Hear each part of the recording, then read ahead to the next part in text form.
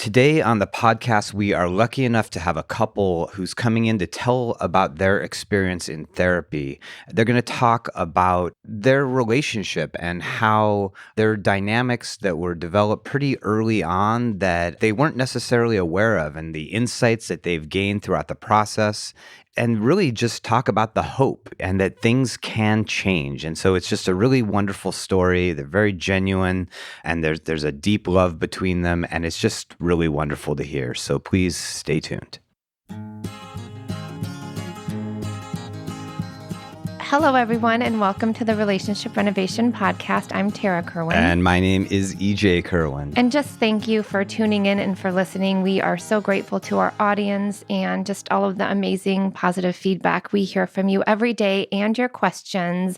So thank you. You give us a lot of information on what podcast we could do next. Absolutely. And we are very excited today. Once in a while, we get lucky enough where a couple who's working at our center, who's come in, is willing to sort of come in and share a little bit about their experience. And we find that this, it's just super useful because couples that are out there often have a lot of barriers to coming to couples counseling. Mm-hmm. And a lot of times they don't even really know what to expect. And oftentimes when we are lucky enough to have somebody come in and tell us about their experience and sort of, what they've noticed in their relationship and what they've noticed personally, it's just a great way for people to understand more deeply the process and also, hear the possible positive things that might come out of the experience of couples counseling. And this is one of the reasons for me, because I think a lot of couples who are struggling feel powerless or hopeless that things can't change. And so really having couples on sharing their story, how EJ and I share our story, that there's hope. Yeah. So we'd like to welcome Lew and Ginny to Relationship Renovation. Hi, guys. How are you this morning? Well, thank you. So first, can you just give us a little breakdown of hey, this is who we are. This is how long we've been together. This is our family, just the sort of nuts and bolts of who you guys are. Okay. So Lew and I have been married for 49 years. Wow. It'll be 50 years. And Groundhog Day in February. That's great. And we come from Connecticut area. And we have a daughter, grown a daughter. And we've had an interesting life. We've had a lot of fun things. We've done a lot of fun things together.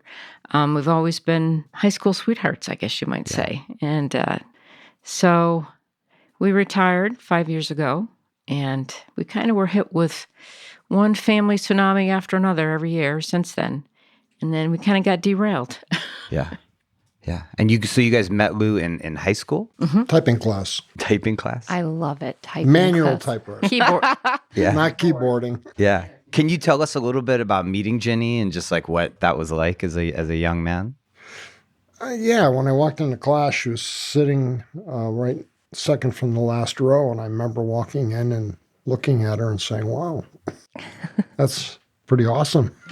So I sat right in front of her. Yeah. Yeah. How did you get her attention? By beating her on every assignment that we had. Competitiveness. Jenny is shaking her head. No, he didn't. No, because I had the most amount of errors. you deduct the errors, and you did not win. Did you guys start talking right away, or? Yes. She had her friend was right next to her, so her friend was very outgoing. She kind of pushed things along. Yeah, and I found out that our families knew one another. Oh, wow. Kind of. Well, we had a small town. It's a small town, and his dad was older than my mom and dad, but they went to school together.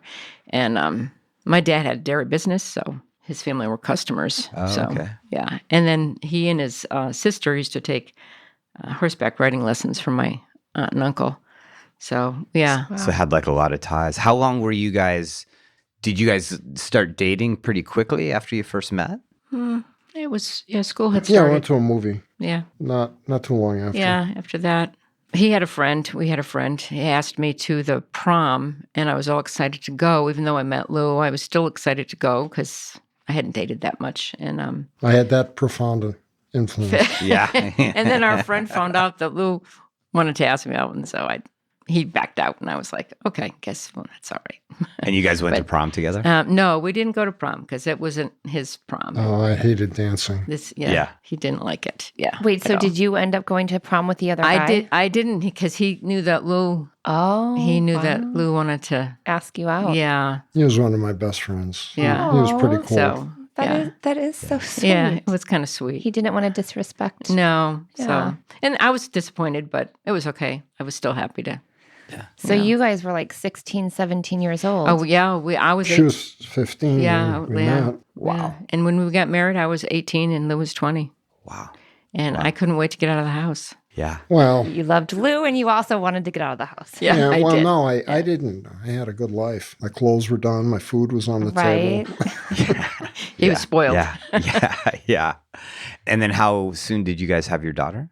4 years Yep. 4 after. years. Hmm. Wow. So young like married and then young parents as well. Yeah, we enjoyed each other. We decided we didn't want to have any kids right away, or we wanted to get to know one another. And I think we had to prove to all your aunts that we didn't have to get married. Yeah. Because back then that was a big thing. That you like have to get oh married. yeah, that's why they got married so young because. Pregnant at the altar. Yeah. I had a lot of family changes at that time. My parents had moved. So I have 3 older siblings, and they all had gotten married within a year or 2 apart. And so the one closest to me, my older sister, 2 years older than me, she got married. And my parents had a place in Vermont, lived in Connecticut, had a place in Vermont that we used to go to. And my dad wanted very desperately to move there. Mm-hmm. So they did. The day after Wow. the wedding. And I had a job and I was out of school, Never told you, though. but didn't really tell me. So it was, my parents kind of had a rough time. I have a younger sister too. They just kind of had a rough time. And yeah, so I was kind of there holding, say, okay, where do I go? I'll go with your aunt. So I stayed with my aunt, and yeah, I don't know. We managed through. Survivors here. Yeah. So then, I mean, this is a big jump, but it's kind of what we're here to talk about. Is, you guys raised a family, were, I assume, professionals, and then retired, and then you guys decided to come to couples counseling, like six months ago. Mm-hmm. Yeah. So when we retired, we knew we weren't going to retire in Connecticut. So we had purchased a home here. My older sister had a place here, and we purchased a home. We said, well, we're going to, bring all our stuff to Arizona, and then we're going to figure out if we want to buy a place back in New England. We ended up buying an RV instead, so we could not go back to the same place, but move around, which has worked out really well for us. So, like I said, the year we retired, we had a death in the family, unexpected, It was tragic a suicide. death in the family, and then we had difficulties with our daughter. Raising her was challenging, and we still struggle. We're kind of an estranged relationship with her and her family. And then it just a series of other things, like my mom's elderly, and just a series of other things. And yeah, we had an opportunity to go to Mexico, so we went to Mexico and stayed with my brother a little bit too long. And then you came back and said, we need to. Well, Lou came back. Lou came back by himself, and Ginny stayed down there for a while. And we just took a little break and realized something's. And, before that, like those 5 years that we were retired, we found it very challenging to talk to one another. We couldn't communicate, and we kept saying, is it our age? Is our hearing going? What's going on? We just could not. The misinterpretation was frustrating, and it built. It sounds like you guys went through a lot of transition in a short amount of time, a death in the family, a suicide, which makes it even more complex and sad, and retirement and moving and going to Mexico. I mean, so a lot of transitions in a short amount of time. And that's like one of the biggest things we see with our couples, is that they lose that connection during transition because they don't know quite how much it does affect them. Yeah. How were you making sense of it, Lou? Like what, over this prolonged period, you're going into retirement, and all of a sudden it seems like you guys are not matching up. How did you make sense of it? I didn't. I was the one that struggled. We drove down to Mexico, and I just got to a point where I couldn't take it anymore. And I drove 18 hours straight back alone through Sinaloa, Mexico, which wasn't the smartest thing I ever done. But, and I knew I had to do something because I didn't see any hope. Yeah.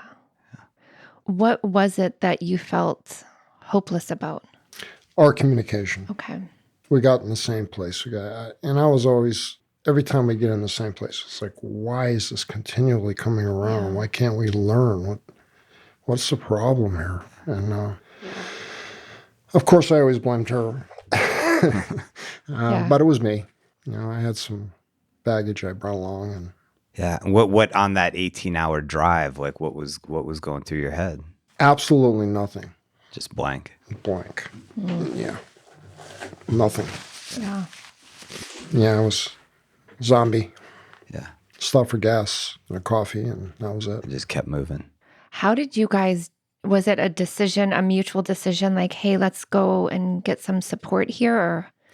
No, I left, and I told her that I have to do something about this. I can't struggle like this because I'm not going to be around. I'm just not going to stay here. Yeah. I'll get to the next universe somehow. So I'm the one that sought it out. I went to my primary care, which he gave me a inpatient referral. And then I started doing some research, and I found you guys. What a blessing. Did that surprise you, Jenny, that he was taking the step to maybe go to counseling?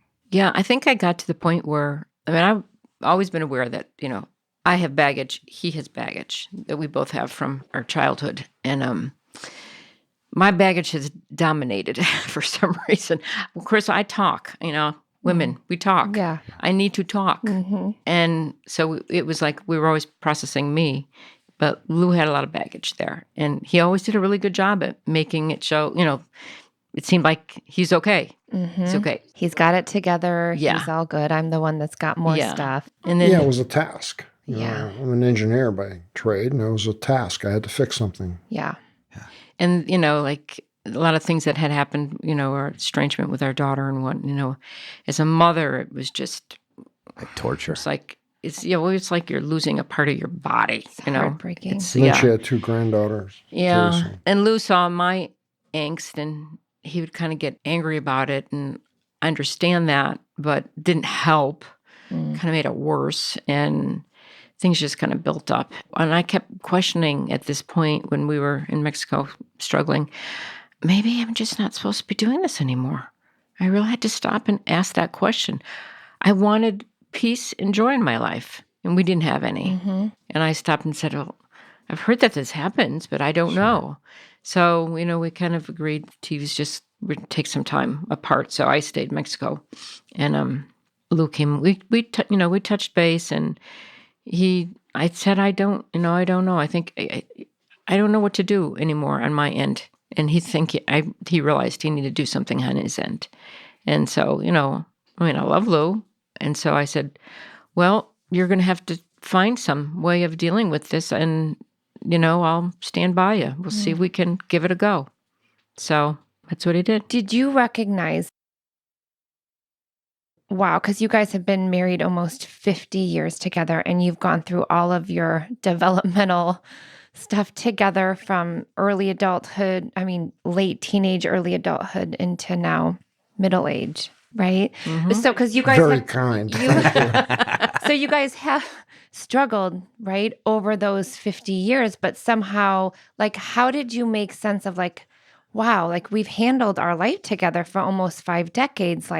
Was it this little build up over and over? And then when the transitions happened, it was everything came to the surface, everything that maybe hadn't been connected before? Or was it really the situation at hand, almost 45 years later? We struggled. We always struggled. Okay. But we had a lot of passion. Right. There was love. That's just the one word that holds everything together. And we had very passionate sex to rebuild, and that just reset the whole situation to start it all over again. Yeah. So we'd be close for a while, and then some input would come. My daughter. Stressor. Yeah, we really struggled with our daughter since she was, 13. Yeah. Um, Would you say that when you struggled with your daughter, that it was the two of you together, or just like you guys were struggling internally alone and you didn't know how to support each other around? yeah, Okay. we didn't have the tools to support each other. But we did go to Yeah, counseling. I did individual, and she did individual, And then we did family. and we did an inpatient for our daughter, and I mean, we did the gamut. Yeah. We didn't do couples. We never did couples. Well, you were trying to. So, what's happening for you right now, Jenny? It's okay. I just think it's kind of a sad and good feeling. I'm happy that we've been able to work through everything Yeah. because we really do love each other, and we enjoy each other's company, and we don't live this like big lavish life or anything. It's fairly simple, really, but it's beautiful to us when we are in a good spot. And yet, it's painful to look back, I guess, and see some of the tough places we've been. Well, I want to say, first of all, thank you for sharing your story, because I know you're going to touch a lot of hearts. You're touching mine as I just sit here with you. And I think couples or individuals think they're uniquely broken when they can't make things work. And there's that story, like, but we know we love each other. And it's just so important. Like, we're not taught these skills. We are not. We're taught to like defend ourselves and stay away from like uncomfortable situations. And we know that our partner is like, the person's going to trigger all of our stuff. And if we don't understand our stuff or have skills to even understand what that means, it just gets very confusing. But then just coming in and you guys being able to start reflecting and looking at everything, so powerful, right? Yeah. So you've been working with a therapist here. You're doing couples counseling, it sounds like, for the first time. What has the experience been like? Like, what are you guys getting out of it? Oh, a lot. I was working individually too, which helped. Yeah. And they were back to back, which actually helped. Oh, yeah. Because it's like right there. There's no, what did we talk about 2 weeks ago? Right. It's right there. And brought that in with our couples session. And that I seem to have gained a lot. Yeah. Pretty fast. And then I had my heels in the dirt because I'd been there, done that, didn't want to go into more therapy for myself. I was just like, I'm tired. Yeah. I'm just tired. Just want it to be easy. I don't want to do any more. And I'm willing to do this couple stuff. I'm willing to put our marriage back together, but don't focus on me. Yeah. And I didn't want to go there. Yeah. But it became evident to me in our therapy. And I just woke up one night and I said, Jen, you've been through a lot. You deserve this. Yeah. Why struggle? So then I was seeing someone, and it's been very helpful. And the whole thing has been real helpful to us, I mean, you're putting yourselves first and your relationship. And we so forget or don't even know how to do that. And just look at what's happening because of it. Yeah, that's been really difficult for me in these last 5 years with so many things going on in the family and with our daughter. And I'm kind of like the person that's always trying to work harder at something and make it right. And there must be something I can do. And so I don't focus on me. I don't focus on us. And Lew's been frustrated by the fact that I haven't put us first. But it's part of my child rearing, just the way that I was brought up. It was to be totally giving to everyone else and forget about yourself. You overfunction in all these other roles, and you're not able to give yourself that space. Right. I can relate. And again, from my own childhood, yes, that's what you do to make sure everything's okay and safe. Well, what's beginning to shift? Like, what are you guys integrating from this work together? Communicating, listening, active listening, not. Well, the check-ins have been great. Yeah, the check-ins are really good for us. And then we have some tools when things get a little, a trigger point or something and a little testy, and we have tools now. We just take a break. I've learned that I don't have to fix everything she's talking about.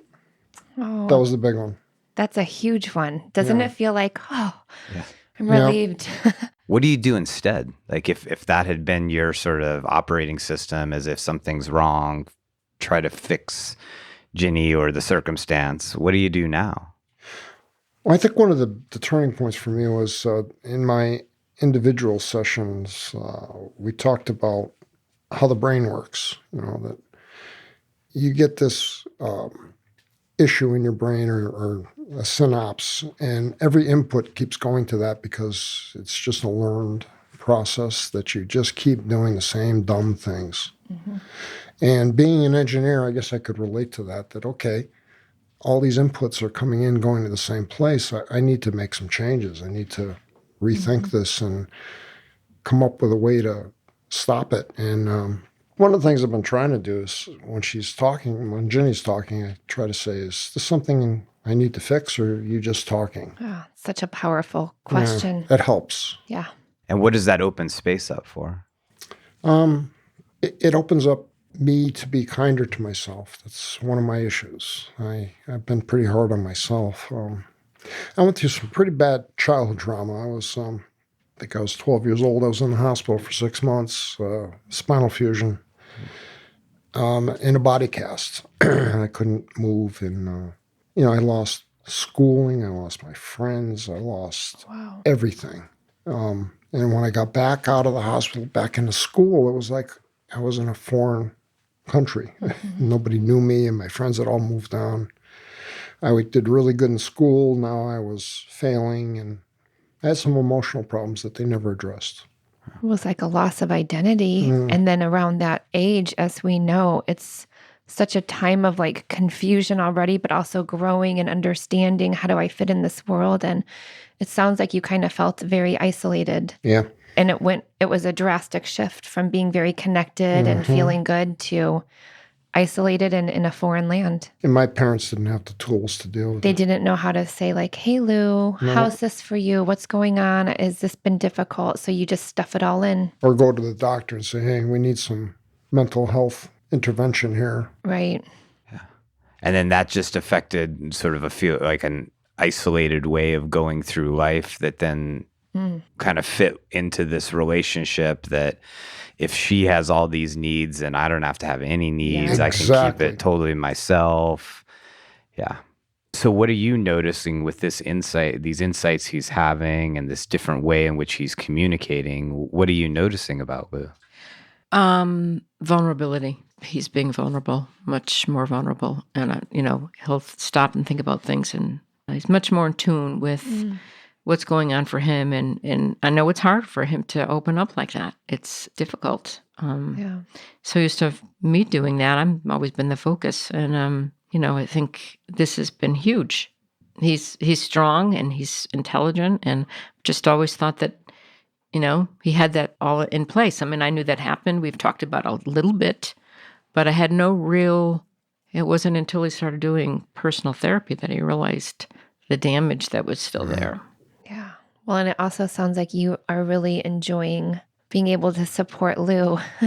Yeah. And that was the thing. That was part of it. It was like, when we were away for a while, it's like, this is so one-sided. Something's just not right. I see, you want to help me, but, you don't let me help. You don't let me in. You don't let me in. We've worked with a lot of couples where that's the dynamic. Oh, I don't have needs. And and then the person that's in your seat starts to feel like, well, then what's my purpose? Like if I'm the only one getting supported here, well, then what do I do? Right. It's also empowering to help somebody else and to support somebody else, because it feels like, oh, this feels good. I'm sturdy. I'm solid. Exactly. I relate a lot to your story with our story too, in ways where EJ was more avoidant, but I always thought he was like the calm one. And I was I called myself high maintenance emotionally, because I am. And I think when he started to become more vulnerable, like when we would get into fights, it would take forever to get to this place where he actually showed emotions. And I'd be like, oh my God, I love you so much more now. Like I loved seeing him actually have emotions and being able to support him in the way he supported me. And it feels so much more connecting to know that like we both struggle. And he's not, I once called him, I know this has been on the podcast before, but like a Buddhist motherfucker. I was so mad at him. I'm like, show me something, please. I need to know that you are a human too. Yeah. And that is where we continue to grow when EJ opens up, and he's got the avoidant type because of his own growing up. And so it's hard. We still work on it every single day. And it's going to be our life work, but we know how important it is and how good it feels that we get to support each other, and that I'm not the identified crazy person in the Well, both. that was me as well. I was the identified crazy person, not only in our relationship, but in the family, I think. But yeah, Lou would always, he could busy himself with being an engineer type, he could go to the garage and find a project. And I always used to say, I need you to come out of the garage. Even though he wasn't in the garage, I felt like he was in the garage. It's like, Well, that was a skill I learned. That's how I survived for 6 months in the hospital. There you go. Yeah. I mean, he was in a castrum, his neck to his knees. Wow. Now, I've been hospitalized too with an accident for 3 months, and I know how hard it was for me too. And I had a lot more range of motion than he did, but I can't wrap my head around being in a cast and not being able to scratch yourself or anything for 6 months. I just can't even fathom it. Are you like having the experience of sort of finally breaking out of that cast? Yeah. What's that like? It's freeing. Yeah.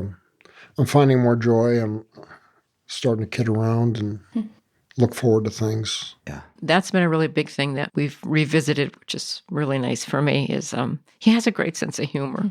Sometimes I used it to the negative, but That's true.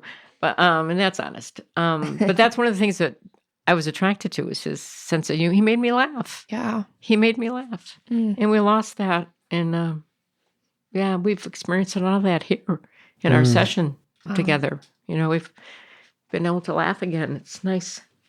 You have to laugh. Yeah. So important. Is it all right if I ask you like a direct question about, there's a concept that we go over with couples called acceptance versus resignation. I love that. And it was brought to my attention that was something that really connected for you. Like, can you help us understand? Whenever we'd come up with the same situation, it was always dreadful. And my way of dealing with it was to just toss it all away. Stay away from family, stay away from people who would cause me angst and avoidance. And I always felt like it's never going to change. I can't change this. It's the way it's going to be. And that kind of dread just zapped everything out of my body. I just felt hopeless, helpless. It was just awful. And then when I started working with Teresa and Aaron, Aaron is the one who brought that up about acceptance, and it's like the light bulb resignation. came out. Yeah, you resigned to. It was never going to change. Yeah. And we feel so disempowered when we're in that place of resignation, which then you lost all feelings of joy and connection. Yeah. But we didn't know it until we came here. Yeah. We didn't know it. We didn't know there. What hit it a lot for me was work. I got a lot of benefit out of work. It was rewarding, technical. My purpose, I got a lot of purpose out of work. As soon as that ended, it was like, oh boy. Yeah. Now what? Now what?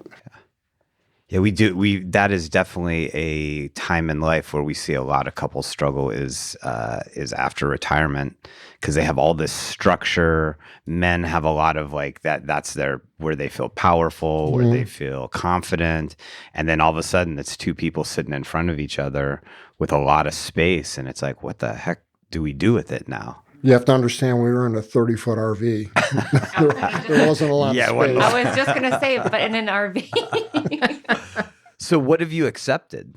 I accept that with our daughter, it is the way it is right now. Hopefully in the future that we can reconnect. There has to be movement on her side for us to go forward. And she's got her hands full.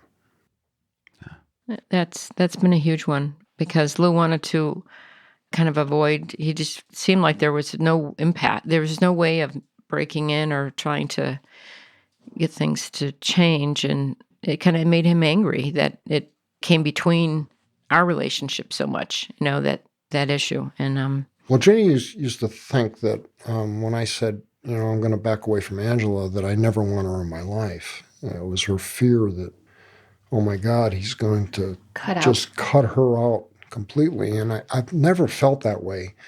I just got to the desperate position that I can't deal with things the way it is. And I've told her, I want the whole cake. I don't want the crumbs. Yeah. I want the whole thing. So I think we both accepted that, for me as a mother, us as parents, that we we had always good intentions.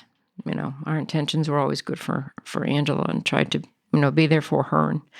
But we've accepted that, her life is her life, and her experience is her experience. And, we've both been through bumps with our parents as well. So, yeah, so we see things in a different way. And does that allow room for feeling like we're on the same page with this? We're Yes. connected instead of we're adversaries. Absolutely. Well, and when you were talking, because I have goosebumps, like you guys went from this place of like this fear and no control to like, we're in this together and we're going to accept that it's still awful. It's still uncomfortable. We wish we had a different type of relationship right now, but that fear bomb is not there anymore. It's still uncomfortable, right? It's still difficult. It is. And it comes like a wave, for me. I mean, for the most part, we have our plans and we know what we're doing, and we know what we enjoy, and we're trying to move forward. And with that, and but it's a wave. It's a wave that comes over me. I'll wake up in the middle of the night and Something will trigger it. I miss her. Well, that's grief, right? I mean, grief. There's no end point. It's just it's a process. Yeah, and that's kind of what that was actually what woke me up that night when I realized I needed to see somebody myself, was how much grief I'd been through in my life. Yeah. And it is, I guess it's like you want to have it done. It's like you want to finish a book. Mm-hmm. You want to complete something. It's never going to end. Yeah. It's just hopefully you have tools so you can, and that's what I'm learning. You have tools and different ways of looking at things to change what's going on in your mind about yourself or a situation. And that's what helps is having, because you're there less time and it's less painful. Well, and the experience now that you guys get to support each other in both of your grief instead of feel alone in it. Mm-hmm. And then where you used to feel powerless when you would see Ginny because you couldn't fix it, which then would only reinforce your avoidance and like wanting to get out. And so, this is just like, it's magical work that you two are doing. Yes, I know we have the therapist here to help facilitate that, but this couldn't happen if it wasn't for you guys really wanting to look at that for yourselves and each other. Well, it's interesting. Like, grief is really an expression of love. Mm. And so this happens a lot with couples where they're both grieving, but they're grieving very separately from one another in very different ways. So if they can't connect about their grief and their sadness, then they can't connect about the love that they have for the individual. And then that's really sad, right? Because it's like, we wouldn't be so sad. We wouldn't be so suffering so deeply if we didn't care about this person. And now we have to be able to talk about that. We have to talk about the fact that we just miss this person, and we're always going to be a little incongruent in where we're at in that process or when it triggers us. And if we're not grieving and then we see our partner grieving, we're like, stop grieving because I'm actually okay right now. Yeah.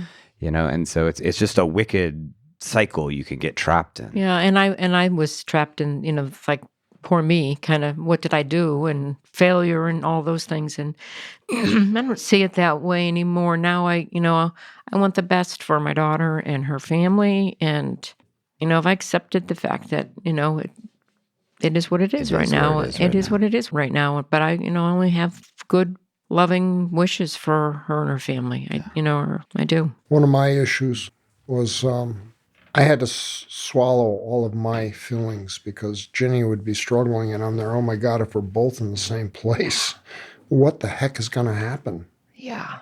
So I always choked it down. I always denied it, put it aside. It's interesting, though, how that dynamic works, right? Is like, oh, she's suffering so much, so I can't. But in reality, there's the other part of like, I don't want to. So it's actually pretty convenient that you hold all that space. That was my shtick, was avoidance. Yeah, we're so good at, and that's the thing, like, I'm constantly working on is like, when am I actually being true to myself? And when am I BSing myself? And it's a fine line. It's really hard to figure that out. Yeah. In my generation, it was like, men don't cry. Men don't have issues. You're the breadwinner. You're the strength of the family. And so, there was that dynamic to have to go through too. If I show emotion, then Yeah, I'm less who's of a going to man. be the one, and who's going to be the one to keep this whole freaking thing held Yeah, together? right, You know. right. And now there's this thing that we're learning about creating emotional safety together. It's been great. Yeah, it has. It's, we still have a little trigger points, but Yeah. but I don't think those entirely go no, away. they don't ever go away. But Well, that's the one thing I've learned about therapy is that I went thinking that, this guy's going to cure me. Yeah. I'm not going to have these feelings anymore. Yeah. Darn it, it didn't work. And then a year after, a year into it, it's like, I'm still feeling the same stuff still coming around. I'm done with this. Yeah, that didn't work. they didn't do the deep dive. Right. Yeah. Well, to set a context, because we're kind of hoping we do this podcast with you today, and then I know you guys are going on you're snowbirds, right? Yep. So you guys are gonna go away for a little bit and come back. So you're also pausing your therapy for a little bit, right? Unless we need somebody. Yeah, we'll do something Zoom or Yeah. something. Yeah, because As you guys are needed. right in the middle of the relationship renovation process, which Yes. is a great place to be. But then, like, this second half of it is that whole reinforcing a new story and seeing all Right. the changes. And so, having you guys on once you finish, like, our last session that's called Old Story, New Story, but it's really like, here's where we were, here's where we are now. And it's just this solidified change, right? Because that's one of the reasons why EJ and I created this program. Like, we didn't want it to be a Band-Aid. We wanted it to be a forever shift. And it takes a lot of work, as you know, right? It takes time, but amazing things happen because of it.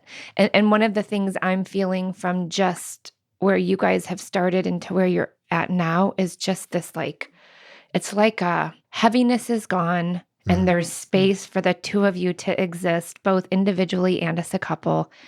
And that feeling of like responsibility or over-functioning fear, like that is definitely lighter. That's what it feels like. Yeah. So as you guys jump back in your RV, your 18-foot RV again, Yeah. what are the key points for you guys? Like, hey, this is what I'm taking in the RV with me on this next 3 months. 6 months. Actually, it's 6. 6 Yeah, months. we're doing Colorado, right? Yeah, we have a camp beautiful. hosting position that we're looking forward sweet. to it. Yeah, it's fun. Well, I've got a lot of tools now to take with me. The check-ins are great. The check-ins morning and evening. They We're just- going to keep doing that. I mean, honestly, there have been some evenings that we've gotten busy in our day, and so we haven't been able to do the evening. But we typically always do a morning. We did it on the car on the way over. Because Yeah, so we just love had to it. leave it. so it's just a really good way of, getting a pulse on. Yeah. And it's amazing when we've done this. Some mornings, I think I don't know if you've surprised me as to where you are, and I think I have you as well. And so it's been a really good experience. So I think that's huge. Also, the just trying to be more. This is what I need. And when to disconnect appropriately. Instead of storming out of the house, getting in the car and leaving, it's like, let's take a break. Let's come back. How to ask for space instead of Right. just demand it or commandeer it. Did you guys do a code word? Yes. Yes, What is your code word? You don't have to share it. it's okay. It's crow. Crow. Crow. I love it. You know how we got to that? We had this huge raven in our yard when we're sitting at the dining room table saying, well, we need to come up with a code word. And it's like, We've never seen one there before. It's That's like great. we have a bunch of hummingbirds, but we've never seen a crow. That's amazing. it was actually a raven, Or a but we didn't raven, want yeah. to say raven. Too many syllables. Too many. Yeah, but crow I is mean, easy. Crow's very quick. It sounds like what I'm hearing. So the emotional check-ins are making you guys be more attuned with each other and yourselves. And then having these skills like the code word or just what I need feels like it's not reinforcing that old thing that kept getting tapped into that was like, this is not sustainable anymore. And that's really like, it sounds so like easy, but it's not. No. It's not. No, Because our nervous system is so wired to react in such a way because we've done it so many times and that you guys are taking those skills and really, again, 7 out of 10 times, right? I still lose my shit. Yeah. I still call code word in not a kind way. I think one time I had to say the code word and plug my ears at the same time because she was like, "No, we're not code word in this one. We're moving compelled. forward." I don't care about your code word in this moment, buddy. Well, it's very telling for me in the check-ins is we're not always in the same place. Right. And that's okay. Yeah. Where that used to be scary Yeah. for him, particularly. Yeah. Because if you're not in the same place and you can't fix it for her to be in the same place as you, then you're a failure, Yeah. which then just takes you back to all of that pain and grief when you lost that identity. And so much here. It's So amazing good. just how we carry. I mean, here we are. I'm 50, and then I'm confronted with my 9-year-old. It's just like it's just a bizarre thing how we are those little people still, and those things affect us so deeply, and we want to pretend like it doesn't. And But it's it just does. it's a bad recipe for Yeah, a good relationship and a happy life. it is. And unfortunately, our stuff, I think, really affected our daughter, Yeah. We had baggage coming into our relationship, and our daughter was anorexic, which one of the scariest things I've ever gone through. EJ and I used to did. specialize in anorexia and bulimia. We worked at a eating disorder facility. It's how we met. It's a actually. terrifying thing to see your kids go through. We were in Florida. She was a very good basketball player. We were in Florida at a traveling team, and this kid was skin and bones. Yeah. She had no energy. And here we are driving around Florida looking for some place to get her some nourishment. And we go in a Chinese restaurant because she wanted white rice. So, okay, well, rice is cool. It give you a little bit of energy, carbs. She'd get the bowl and there'd be a little film on there. She'd say, oh, that's got grease on it. I can't eat it. Yeah, it was And a we're very, driving around for an hour trying to find this kid something to eat. That is really, I mean, she's an amazing mother, Yeah, she's good. person, yeah. professional life. She really is strong. Well, and I used to do parent groups of their kids who were struggling with eating disorders because you have no idea. And like, I think parents want to become food police and because they're so afraid of like something bad happening. And it's so hard to not, because you can't do that because that actually makes things worse. But you're just caring that your daughter stays alive. And so I've got to say it's one of the most complex disorders and that you guys had to deal with that together. Like, we went to counseling. God, We had group sessions with families, and we had family stuff. We tried everything we could to help her through that period. She didn't come out on the other end so great at that time, but she's so independent and strong, and in so many ways that she brought herself through it all. Wow. She's done an amazing job. She's is a wonderful incredible. mother. And I know she's an amazing wife. She quit school at 16 and moved to a big city and ended up getting her high school diploma. And then she ended up going to college and getting her PhD. I mean, she's just A resilient quite person. a journey. Resilient person. Yeah, she has an amazing story. Well, thank you guys so much for being willing to come in here and share your story. I mean, I know that, because we get so many emails and messages that when people hear things like this, it normalizes their struggles because like Tarah said it earlier a little bit, we kind of all think we're uniquely broken, Right. and that everybody else is okay, and we're the only ones who's Can't get our struggling as shit deeply. right. And whenever people hear this, they're like, oh, there's a piece of it that they relate to, or in just a general sense, they're like, wow, other people get to that place of hopelessness, been together a long time, and then have a breakthrough. And it sounds like that's what you guys have experienced in this last 6 months is something has clicked in, and it's shifting the way you guys connect as a couple, your own personal development, and in some ways even your relationship with your daughter. That even though she's where she is and you are where you are, it's a system. And if you shift your thinking around it and and eventually your actions around it, the system changes. We just don't know how it shifts.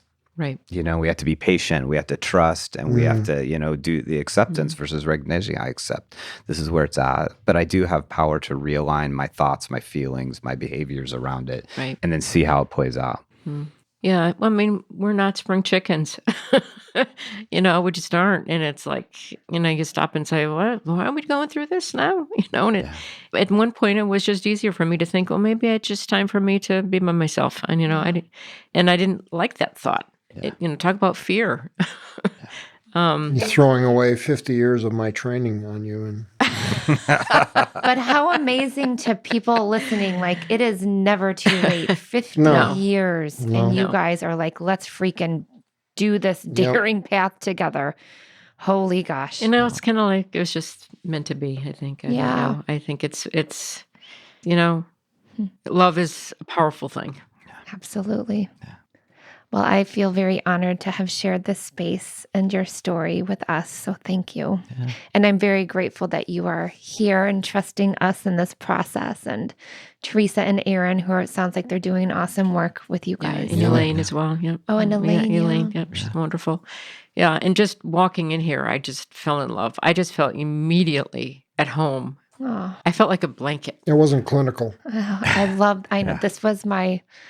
Yes, I'm very it's got to feel, because it's really hard. And when couples come in, it's so scary. And the more comfortable an environment you can have that feels like a warm blanket. Thank you for saying that. I feel so happy. Yeah.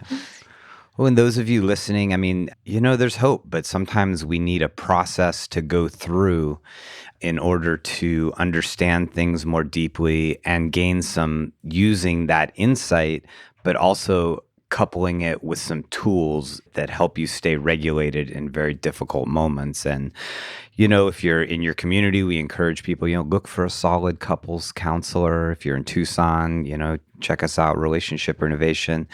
And if you just need some structure and maybe you're not ready for therapy yet, we have a Relationship Renovation at Home program, and there's a link to it in the notes. And it has very much the same structured approach. It has a lot of these same concepts. You can watch videos, you can download the lessons, you can do them with your partner.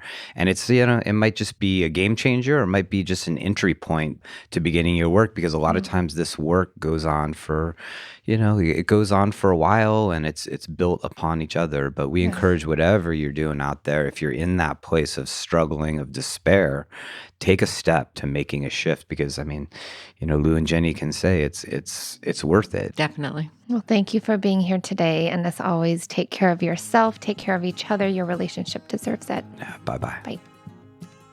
Me and you just singing on the train. Me and you listening to the rain. Me and you, we are the